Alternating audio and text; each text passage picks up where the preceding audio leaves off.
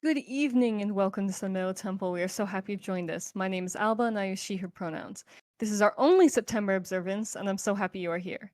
As always, this service is recorded and will be posted on our YouTube channel.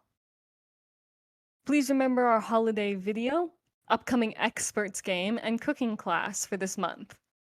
So we will open today with our opening words, which will appear on the slide behind you. Please feel free to listen as I read the words aloud or read along with me. We welcome you into the light of the gods and light this flame in celebration. May its brightness symbolize our connection to the gods and the natural world. May you join us in this community of faith, cherishing love and with open hearts. So our theme for this month is revenge. And as this September we only have one observance to the equinox, we're going to be trying something different again. So what I have done is I have rewritten the story of the House of Tantalus, which Agamemnon is a part. So if you enjoy this version of the observance, please let you know. As there are many versions of this story, it wouldn't have been possible to read all of the myths and collections together. And so I will also be using the most well-known versions of these stories rather than specifically referenced ones. So we're going to begin with the House of Tantalus. And you will see on the next slide a family tree. You will need that. This gets confusing. So Tantalus is the king, and he decides that he wants to test the gods. And he decides that the absolutely brilliant way to do that is to cut up his son and serve him to the gods. So he invites all of the gods down for this feast and decorates the halls and everything. Looks absolutely fantastic. But unfortunately, he had cut up his son and put him into the Sioux, and his son is called Pelops. Now, because the gods are gods, they of course realize this when the food is served and, reasonably freak out. Like, dude, what the heck? You killed your son to test us. Why would you do that? Prometheus, who tricked Zeus, and his whole thing is that, and that's how he ended up getting his liver eaten daily, was like, a trickster, but he killed no people to do that. So of course, they throw Tantalus into the underworld, where there is a ton of delicious food available, but he cannot eat any of it, which is where we get the word tantalizing from, by the way. Of course. So the gods intervene, and the fates bring Pelops back to life by cooking him in another pot. But unfortunately, Demeter had eaten part of Pelops' shoulder because she was very distracted by Persephone's disappearance. And so they can't revive that part of him, so they make him a new shoulder out of gold and ivory. So he then becomes a lover of Poseidon, and Poseidon starts stealing ambrosia to give to him, which eventually gets Pelops banished from Olympus. He then goes traveling about and competes for the hand of Hippodamia. Hippodamia's father does not want her to marry because of a prophecy that his son-in-law would kill him, and as such, before this, has killed many of her suitors, like a lot of suitors. So Pelops bribes his charioteer, Myrtilos, sorry, my phone glitched, to replace the axles of his chariot with wax. And then when they race, the wheels of the chariot melt, and Hippodamia's father loses the race and is killed. So, but of course, Myrtilos is also in the chariot and survives. So when he steps forward to ask for his reward for helping Pelops, who is now, of course, married to Hippodamia and the king of the country, Pelops throws him into the sea. So as he dies and is being thrown into the sea, Myrtilos curses the bloodline of Pelops for eternity as revenge. So they have a bunch of children, but there are two who are important to this story, and they continue the main bloodlines, and they are Atreus and Thyestes. And they murder their half-brother, Chrysippus, and as such are exiled to Mycenae with their mother Hippodamia, and of course she decides that she's going to hang herself as a result of this exile. So then this has all happened, and they're living there, and so then Atreus promises to sacrifice his best sheep to Artemis, but he then finds this beautiful golden sheep among his flock. So he gives the sheep to his wife to hide, who gives it to her lover and brother-in-law, Thyestes. Thyestes then says, hey, let's make a bet. Whoever has the special magic golden sheep should be the king. And Atreus agrees, thinking his wife is hiding it, but because she'd given it away to Thyestes, he becomes king. Zeus then sends Hermes to Atreus, who gives him advice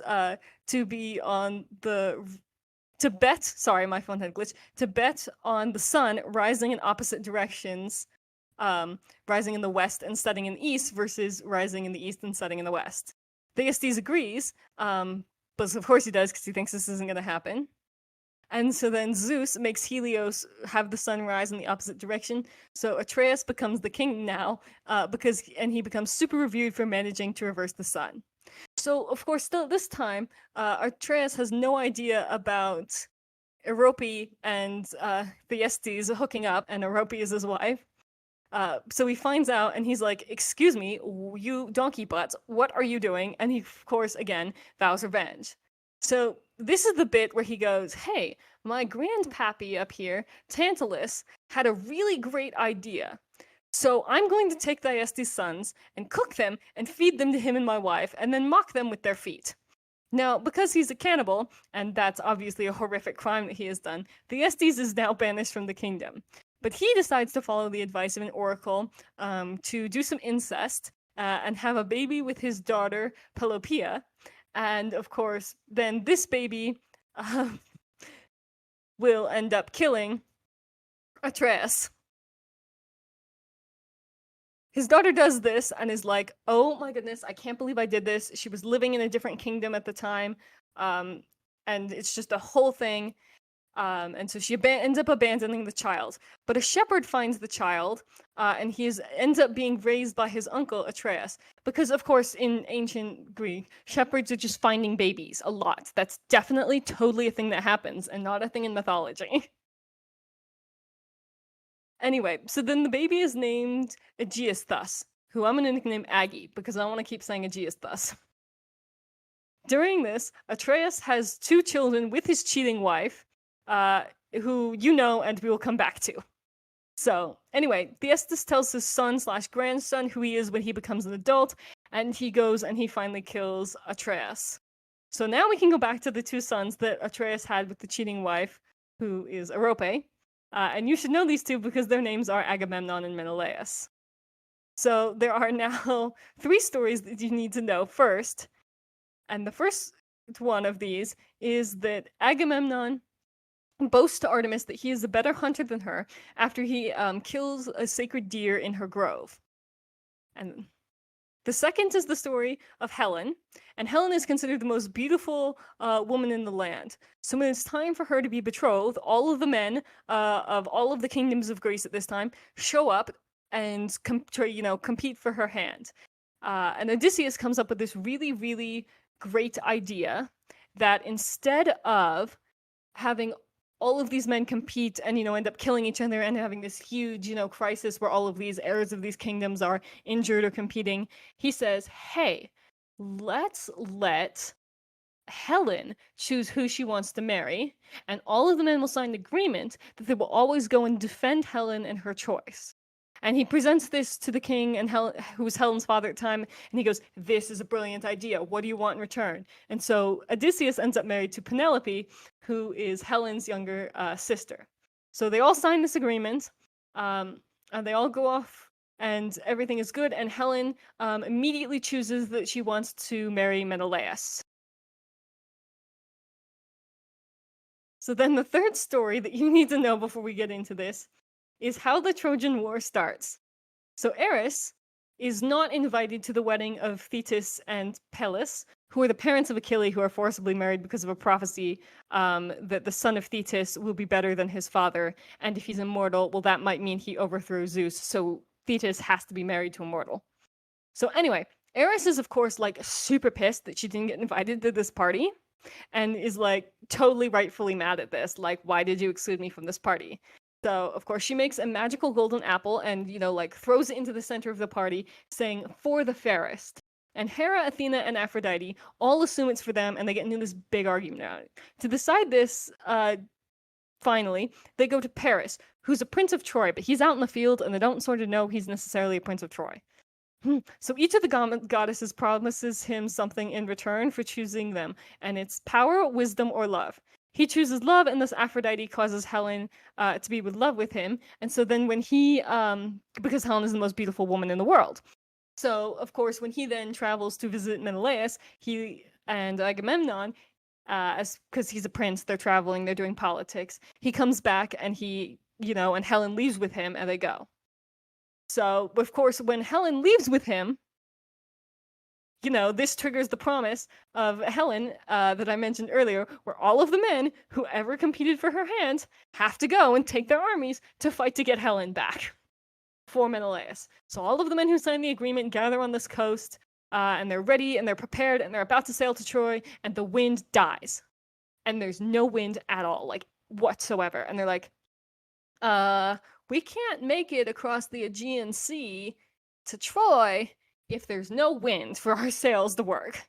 And so they consult a priest, and the priest goes, so there's no wind because Agamemnon, who's leading this, because Agamemnon is actually the king and Menelaus is his brother, who is like still prince but not the king. So Agamemnon's in charge of everything, and everyone's like, there's no wind. And so this priest goes and says, yeah, there's no wind because, going back to that first story, Agamemnon really pissed off Artemis when he killed her magical sacred deer. And he's like, what on earth is wrong? Like, why? So his solution to this, of course, is, promise, it's such a brilliant solution here, is that there must make a sacrifice to Artemis. And so now we have to jump a little bit. So Agamemnon is married to a woman named Clytemnestra, and he has a daughter called Iphigenia. And so the priest says that for this sacrifice to be completed, Iphigenia must be sacrificed to Artemis. So Agamemnon decides to lie to his wife and daughter and says that he's going to marry Iphigenia to Achilles. So she is all excited. She gets all dressed up and prepares for this marriage. And she stands there and she walks up the aisle to the altar in front of everyone. And Achilles is standing there and her father's there and she thinks she's going to get married. And then he slits her throat and sacrifices her on the marriage altar. And of course, Clytemnestra, his wife, is enraged. She's just infuriated. So she starts an affair with Aggie, or as her Aegeus thus. Anyway, so now that this has worked, but now the wind's back. So everyone sails for Troy. And of course, during this war, what happens is Agamemnon is jealous of Achilles for being super, super good at war and winning all the good war prizes, because he's the leader. He should be winning all the good war prizes. But Achilles is better at fighting, so he's the one getting all the good war prizes. So he takes Briseis, who is the concubine of Achilles and a war prize, as revenge. And so then Achilles says, hey, I'm not going to fight if you're not going to pay me for my services respectfully. And so he doesn't. But then Patroclus is, very upset that all of these armies are dying, because without Achilles, the Trojans are kicking their butt. And so he can't. Patroclus is so upset about all of this that he goes and begs Achilles, and Achilles dresses him in his armor to fight. But Patroclus gets out there and he says, and Achilles makes him promise not to do anything stupid. And he gets out there and he does something stupid and gets killed. And so then Achilles is completely enraged because Hector has now stolen Achilles' armor and from Patroclus's dead body. And so Achilles has kept Patroclus's dead body just in his house or tent, because they've been there for 10 years at this point. So they have actual buildings. So he's kept his armor just in his. So Hector's kept his armor. And Achilles is in there just in his tent with his friend's body. And he goes on this giant revenge streak to destroy and kill Hector. So they run around. There's a bit where Achilles just goes on a complete killing spree. And he eventually kills Hector. And also then does some human sacrifice and other not so good things. As a bunch of revenge. And that's the story of the Iliad. So then, of course, Menelaus and all of this, eventually, of course, you know the story. They send the horse statue in and they conquer Troy and they slaughter all the men. And Menelaus gets Helen back and he's delayed in going home and he gets stuck in Egypt. But they eventually forgive Helen and they live happily ever after.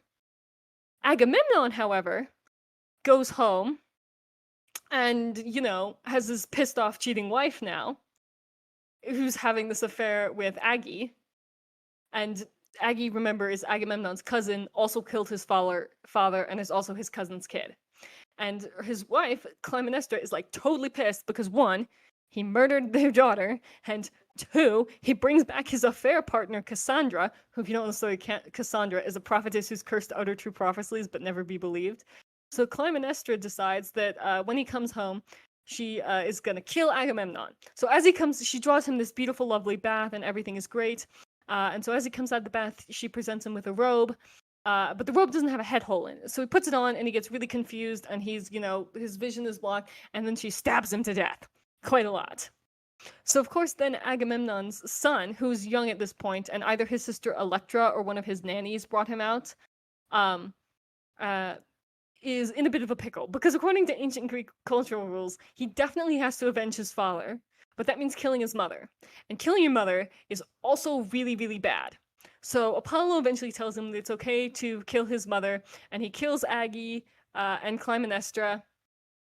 And then Athena, they do this whole trial, and she forgives Orestes, and this relieves the curse on the family where each generation is going to kill them because someone finally did something not completely insane. So again, now by this point, if you haven't figured it out, that was our whole myth story for this one.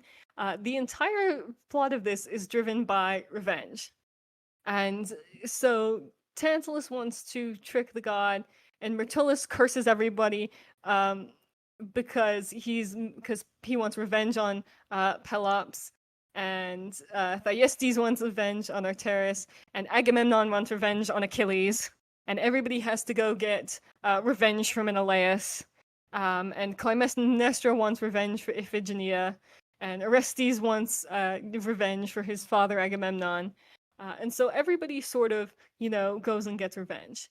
And even in this story, it's unrealistic to say that revenge is universally always bad. Because Achilles, while does the right thing by just stepping back and not fighting in his form of vengeance and not, absolutely brutalizing Agamemnon for stealing his war prizes, and we know that Orestes is considered right for going and hunting down Agamemnon. So it's unrealistic always to learn from this and to say that revenge is always bad.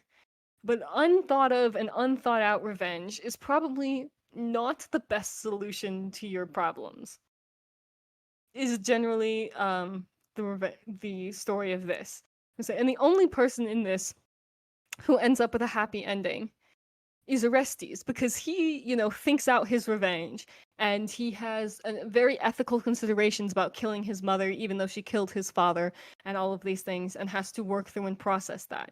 Even Achilles, who originally does the right thing and does not get revenge on Agamemnon, just says, I'm not going to fight if you're not going to, pay me, eventually goes on a giant revenge killing spree for Patroclus, and ends up in a horrible situation at the end, and he ends up dead on the battlefield at Troy. So generally, the moral of this story is not that revenge is wrong. The moral of this story is that you cannot abandon your ethics and your thoughts and things when you are completing revenge.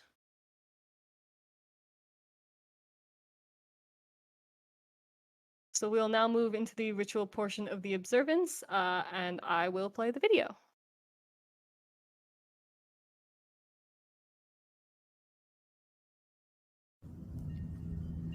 We leave this offering for our gods to symbolize our connection and devotion.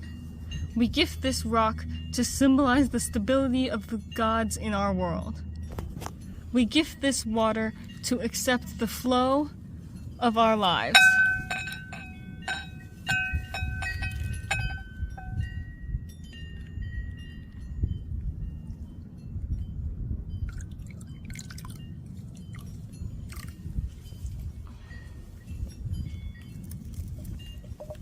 We welcome life and bless our offerings with oil to share our riches.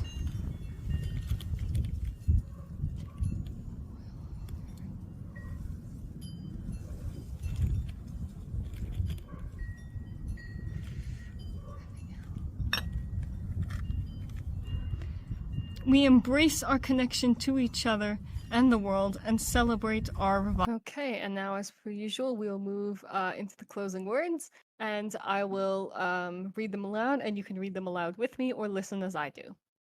As we move out into the world, let us remember our community of faith. Cherish love and open your heart as you walk through life. Hold dear the light of the gods and our connection with the natural world. Go forth in celebration and carry the light of connection within your heart. So we'll now move into coffee hour, and I will turn off the recording.